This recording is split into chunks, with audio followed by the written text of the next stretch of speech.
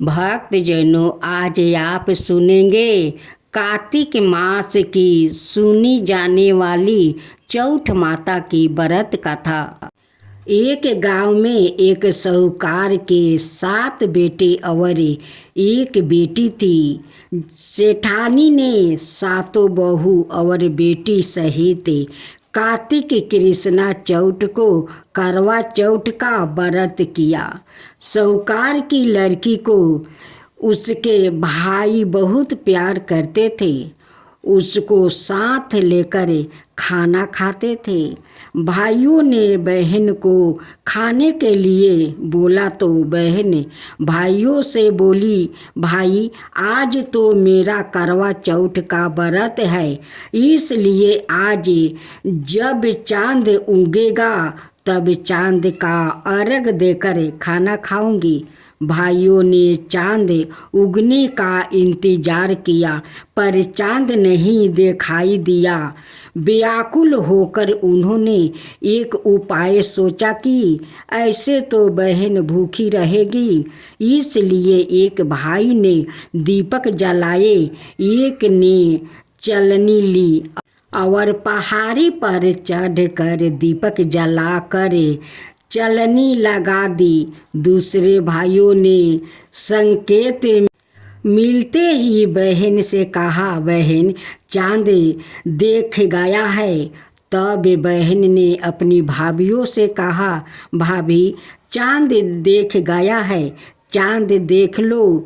तो भाभी बोली, यह तो आपका चांद देखा है, हमारा चांद तो रात में देखेगा। बहन ने अपने भाइयों पर विश्वास कर चांद को अर्घ देकर खाना खाने बैठी। पहले निवाला में बाल आया, दूसरा निवाला खाने लगी तो ससुराल से बाई को लेने वाले आ गया और बोले, बेटा बहुत बीमार है, बहू को भेज दो। माँ ने जैसे ही कपड़े निकालने के लिए बक्सा खोला तो काले नीले वो सफ़ेद वस्तु ही हाथ में आया। माँ ने एक सोने का सिक्का पले में बांध दिया और बोली, रास्ते में सबके पाँव छूती जाना और जो अमर सुहाग की आशीष दे उसे देना। सारे रास्ते पाँव छूती गई पर किसी ने अमर सुहाग की आशीष ना दी। ससुराल के दरवाजे पर 8 साल की बिटिया खड़ी थी, उसके पाँव छूने पर वो बोली कि सीली हो, सपूती हो, 7 पूत की माँ हो। यह सुनते ही सोने का सिक्का निकाल कर उसे दे दिया और पले का गांठ बांध लिया। अंदर गई तो पति मारा पारा था। बहू ने अपने मरे हुए पति को जलाने के लिए नहीं ले जाने दिया और अपने मरे हुए पति को लेकर एक कुटिया जो गांव के बाहर थी उसमें जाकर अपने पति का सिर गोद में रख कर बैठ गई। इससे सब परिवार ओ गांव वाले उससे नाराज हो गया और सब ने उससे दूरी बना ली। उसकी कुटिया की तरफ कोई नहीं जाता। एक छोटी सी लड़की उसको खाना दे देती और कहती, मुर्दा सेवती रोटी ले। कुछ समय के बाद माघ की तिल चौथ आई और बोली, करवा ले तू, करवा ले भैया की प्यारी, करवा ले। दिन में चांद उगनी करवा ले। तब वो चौठ माता के पाँव पकड़ कर बैठ गई। हे चौठ माता, मेरा उजरा सुहाग तो आपको लौटा नहीं पड़ेगा। नादानी में हुई गलती की इतनी बड़ी सजा मत दो माँ, मुझे मेरी गलती का पछतावा है। मैं आपसे हाथ जोड़कर प्रार्थना करती हूँ। तब चौठ माता बोली, मुझसे बड़ी तो बैसाख की चौठ है, ओ आएगी तो उससे तेरा सुहाग मंगना। इसी तरह बैसाख की चौथ आई। उसने कहा, भादों की चौथ आएगी तो तुझे सुहाग देगी। थोड़े समय बाद भादुरी चौथ माता आई तो उसने भी यही सब कहा, तो पाँव पकड़ कर बैठ गई और रोने लगी। उसकी करुण पुकार सुनकर भादुरी चौथ माता बोली, तुझसे कार्तिक कृष्णा करवा चौथ माता रूठी हुई है, तो वही तेरा सुहाग तुझे लौटा सकती है। यदि वो चली गई तो तुझे तेरा सुहाग कोई नहीं लौटा सकता। कार्तिक का महीना आया। चौठ माता सरग से नीचे उतर आई और गुस्से से बोली, सात भैया की बहन करवा ले, दिन में चांद उगनी करवा ले, बरत भंडानी करवा ले। साहूकार की बेटी ने चौठ माता का पाँव पकड़ लिया। वो विलाप करने लगी, हे चौठ माता, मेरी बिगड़ी आपको बनानी ही पड़ेगी। इस जग में माँ से बढ़कर कोई नहीं है। माँ ही बेटी का दुख दूर कर सकती है। माँ का हृदय अत्यंत विशाल होता है। माँ मुझे अभागिन पर अपनी कृपा दृष्टि बरसाओ। चौठ माता उसकी सच्ची भक्ति और त्याग से प्रसन्न हो गई और उसे अखंड सौभाग्यपति का आशीर्वाद देते ही उसका पति जीवित हो गया और माँ अंतर्ध्यान हो गई। पति उठा और बोला, मुझे बहुत नींद आई। वो बोली, मुझे 12 महीना हो गया आपकी सेवा करते। मुझे तो चौठ माता ने सुहाग दिया है। जब वो लड़की रोटी देने आई तो उसे काकी की बात करने की आवाज़ आई, तो घर जाकर बताया। सासू जी ने आकर देखा तो बहू और बेटा दोनों जिम रहे हैं। वो चौपार पासा खेल रहे हैं। सासू जी यह सब देखकर प्रसन्न होकर पूछने लगी, यह सब कैसे हुआ? तो बहू बोली, चौठ माता ने अखंड सौभाग्य की आशीष दी है। सब लोग चौठ माता का चमत्कार देख चौठ माता की जय जयकारा करने लगे।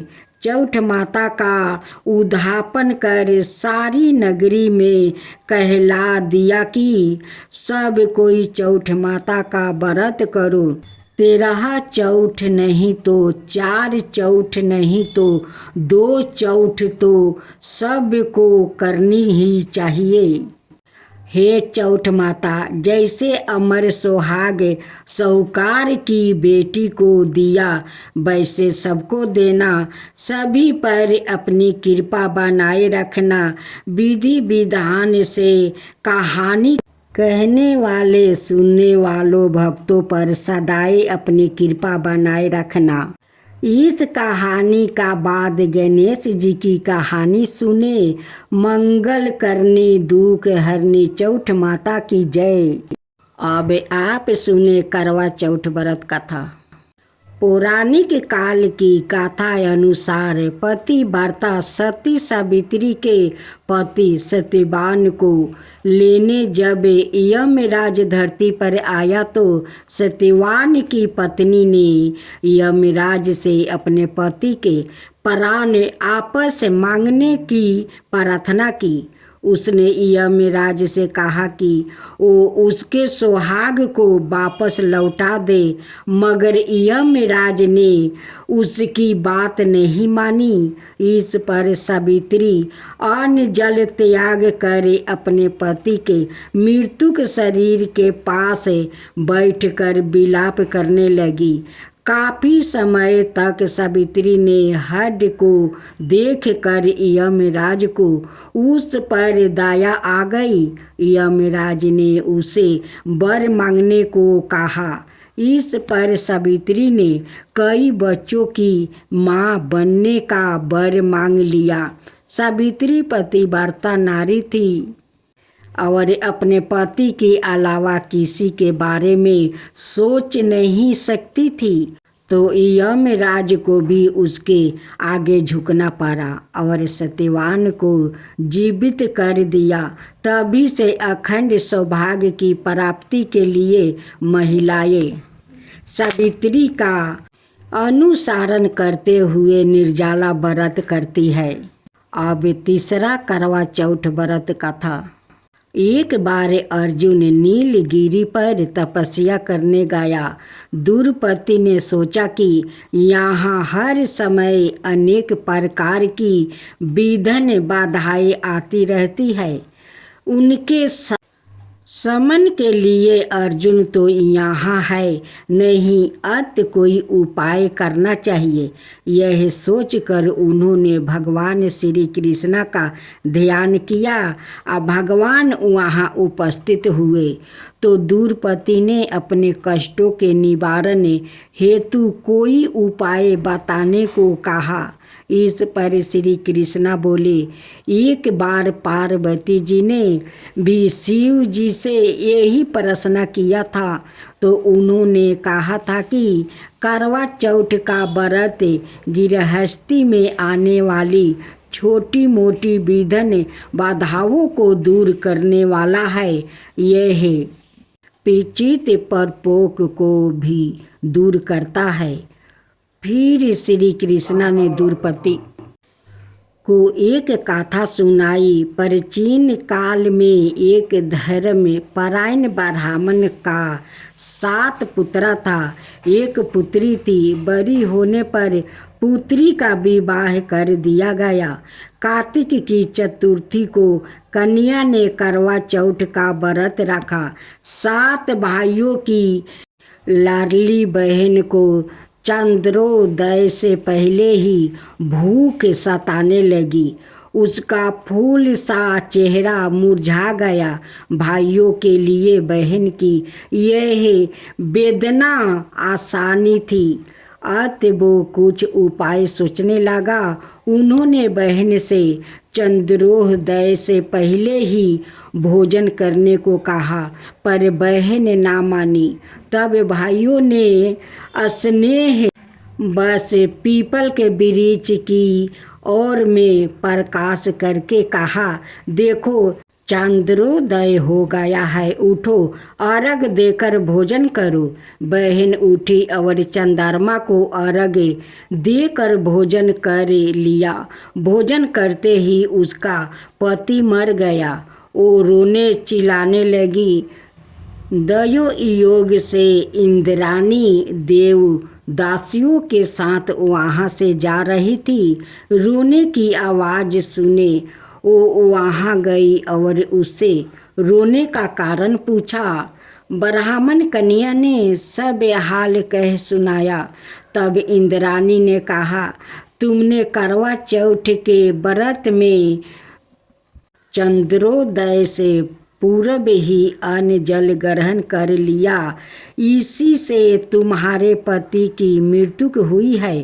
अब यदि तुम मृत्यु पति की सेवा करती हुई 12 महीनों तक प्रत्येक चौथ को यथा विधि व्रत करो, फिर करवा चौथ को विधिवत गौरी शिव गणेश कार्तिकेय सहित चंद्रमा का पूजन करो और चांद उदय के बाद अर्घ देकर अन्न जल ग्रहण करो, तो तुम्हारा पति अवश्य जीवित हो उठेंगे। ब्राह्मण कन्या ने अगले बरस 12 महीने की चौथ सहित विधि पूर्वक करवा चौथ का व्रत किया। व्रत का प्रभाव से उनका मृत्यु पति जीवित हो गया। इस प्रकार यह कथा कहकर श्री कृष्णा द्रौपदी से बोले, यदि तुम भी श्रद्धा और विधि पूर्वक इस व्रत को करो तो तुम्हारे सारे दुख दूर हो जाएंगे और सुख सौभाग्य धन धनाय में वृद्धि होगी। फिर द्रौपदी ने श्री कृष्णा के कथन अनुसार करवा चौथ का व्रत रखा।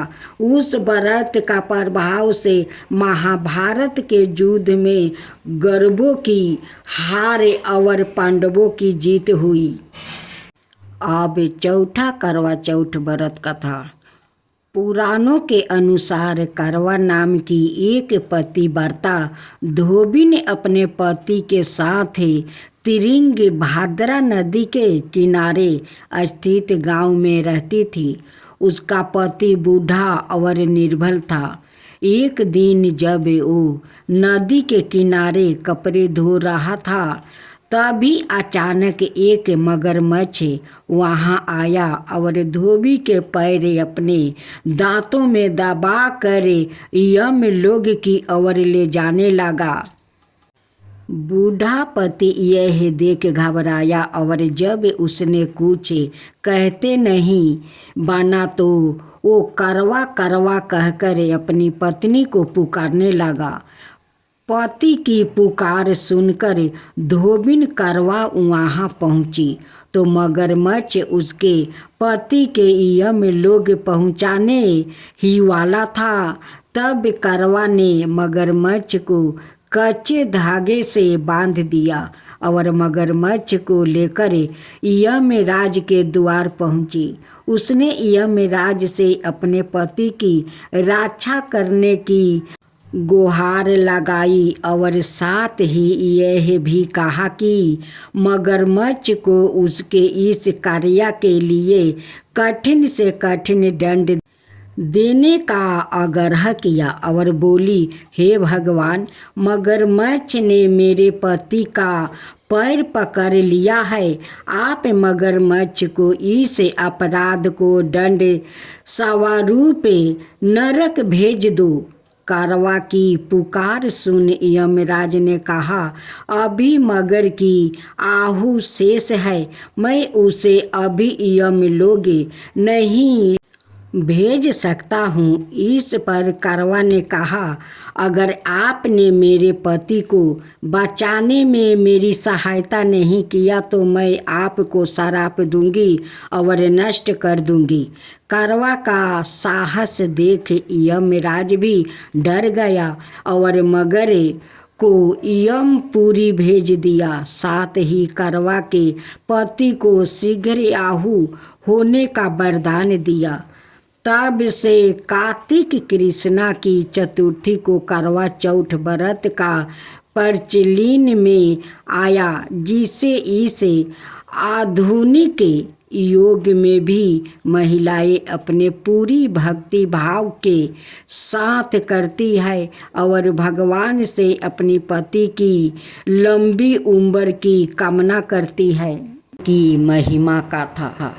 पौराणिक शास्त्रों के अनुसार कार्तिक मास में दीप दान करने से मनुष्य के सारे पाप नष्ट होते हैं।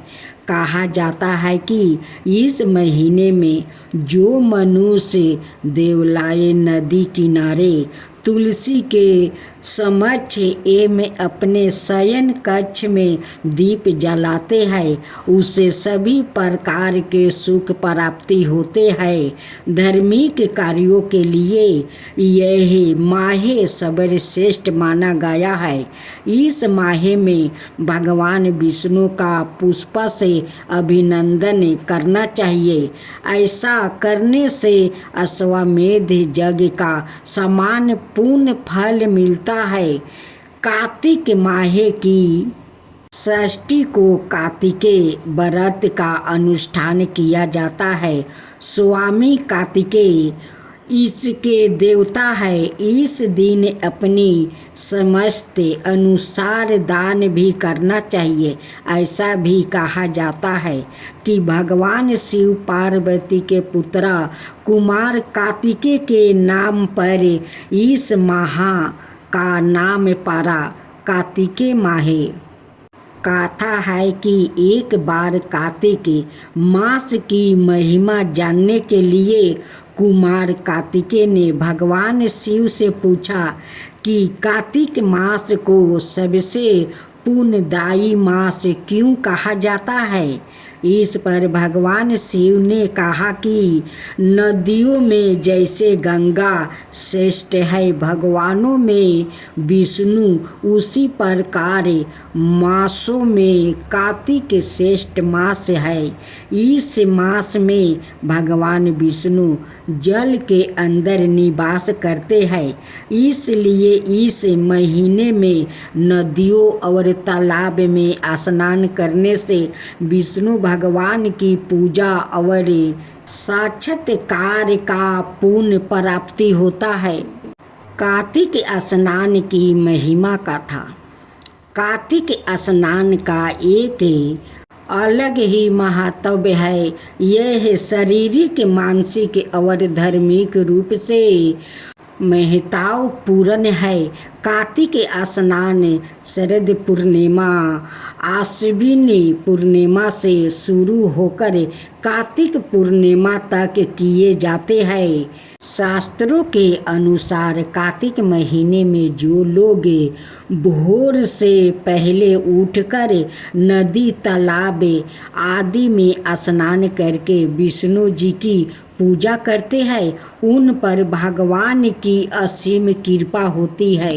भगवान विष्णु कार्तिक मास में जल में निवास करते हैं। जो लोग भोर से पहले पानी से स्नान करते हैं, उन्हें सुख, समृद्धि और स्वास्थ्य लाभ होता है। जो लोग कार्तिक महीने में समुद्र या नदी में नहाते हैं, उन्हें अश्वमेध यज्ञ जैसा लाभ होता है। इस समय गंगा माता दर रूप में नदियों, तालाबों और समुद्र में फैल जाती है। कार्तिक स्नान और पूजा के कारण ही सत्य भावना को श्री कृष्णा की पत्नी बनने का सौभाग्य मिला था। पुराणों के अनुसार कार्तिक महीने में स्नान, दान और व्रत आदि करने से पाप नष्ट होते हैं। इस मास में पूजा और व्रत से तीर्थ यात्रा के समान शुभ फल प्राप्ति होता है। जिस प्रकार का फल प्रयोग में कुंभ स्नान से मिलता है, उसी प्रकार का फल कार्तिक महीने में किसी पवित्र नदी के तट पर स्नान से मिल सकता है। कार्तिक महीने में स्नान का वैज्ञानिक कारण भी है। वर्ष ऋतु में बहुत से सूक्ष्म जीव पनप जाते हैं। बारिश के मौसम के बाद कार्तिक में आसमान साफ हो जाता है और सूरज की किरणों सीधे धरती पर कर हानिकारक जीवों को नष्ट कर देती है। इससे वातावरण शुद्ध हो जाता है, जो शरीर के अनुकूल और लाभदायक होता है। सुबह हवा शुद्ध होती है, जिसमें ऑक्सीजन प्रचुर मात्रा में होती है। इससे शरीर में प्रतिरोधक क्षमता बढ़ती है और कई सामान्य बीमारियों दूर रहती है। कार्तिक स्नान और व्रत करने वाले को सुबह जल्दी उठकर नित्य कर्मों से निपट कर नदी, तालाब आदि के साफ पानी में प्रवेश करना चाहिए। आधा शरीर पानी में डूबा रहे। पानी में इस प्रकार खड़े होकर स्नान करना चाहिए। गृहस्थ व्यक्ति को काले तिल और आंवले के चूर्ण को शरीर पर मल कर स्नान करना चाहिए। वर्तमान में आदि नदी तालाब आदि में स्नान संभव ना हो तो घर में सुबह भोर होने से पहले जब तारे देख रहे हो तब स्नान कर लेना चाहिए। इसके बाद मंदिर जाकर भगवान विष्णु की पूजा करनी चाहिए, भजन कीर्तन करना चाहिए और कार्तिक महात्म्य और कथा सुननी चाहिए। मंदिर नहीं जा पाए तो घर में पूजा की जा सकती है। ओम जय करवा मैया माता, जय करवा मैया। जो व्रत करे तुम्हारा पार करो नैया। ओम जय करवा मैया। सभी जगह की हो माता, तुम हो रुदिरानी। यश तुम्हारा गावते जग के सभी प्राणी। ओम जय करवा मैया। ओम जय करवा मैया। कार्तिक कृष्ण चतुर्थी जो नारी व्रत करती, दीर्घायु पति का होवे दुखी सारे हरती। ओम जय करवा मैया।